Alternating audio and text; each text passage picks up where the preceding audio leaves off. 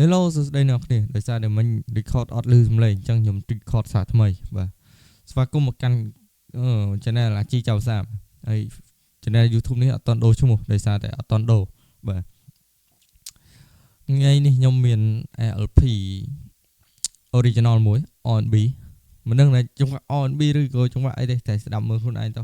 បាទបើដឹងថាចង្វាក់អី comment ជួយប្រាប់ខ្ញុំផងដោយសារខ្ញុំអត់ស្គាល់អញ្ចឹងឥឡូវយើងមកស្ដាប់ drum kit ទាំងអស់គ្នាខ្ញុំប្រើ drum kit Yamaha S900 បាទ Power Kit 1បាទចូលទៅមើលស្ដាប់ទៅបាទស្ដាប់តែកែបន្តិចមក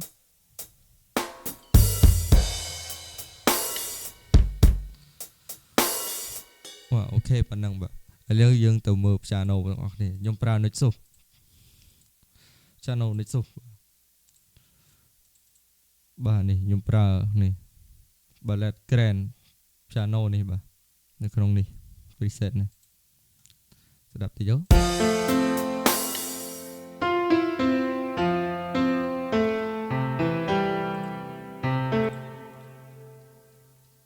នៅណាចាបាទអាកដែរទេបាទមាន4អាកមាន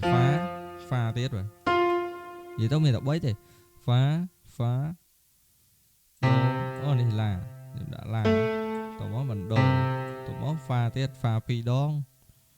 ឡាមួយគ្រាប់ដូរអញ្ចឹងរហូតទៅដល់កន្លែងនេះខ្ញុំធ្លាក់ដូរចោលមួយគ្រាប់ទៅហើយនេះបាស plug in បាសគឺខ្ញុំប្រើលើ Yamaha S900 ដែរខ្ញុំប្រើនេះ rock bass នេះfa la do fa la do fa la do ទៀតទៅបាទនិយាយទៅអាកអាំងត្រូគឺខ្ញុំធ្វើតែប៉ុណ្្នឹងទេបាទយើងទៅមើល string មួយទៀតបាទនេះ string យើងស្ដាប់ string បន្តិចទៅ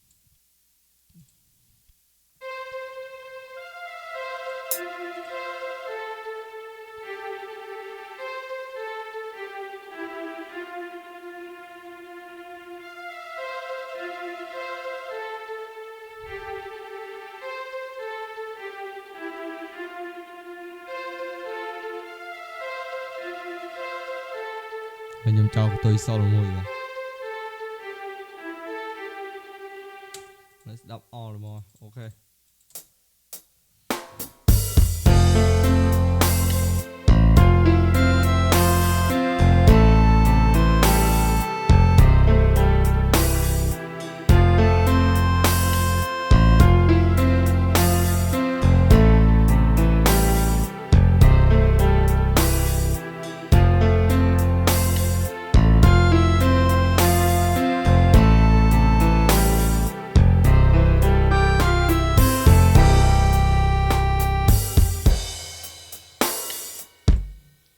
ហើយវីដេអូនេះផងដែរគឺមានតែប៉ុណ្្នឹងទេអរគុណសម្រាប់ការទស្សនាតាំងពីដើមរហូតដល់ចប់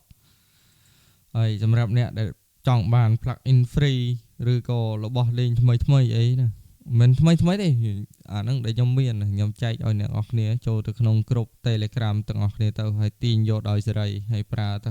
បាទអរគុណច្រើនវីដេអូហ្នឹងគឺមានតែប៉ុណ្្នឹងទេអនុញ្ញាតលំអរកាយនឹងគោរពជម្រាបលាបាយបាយ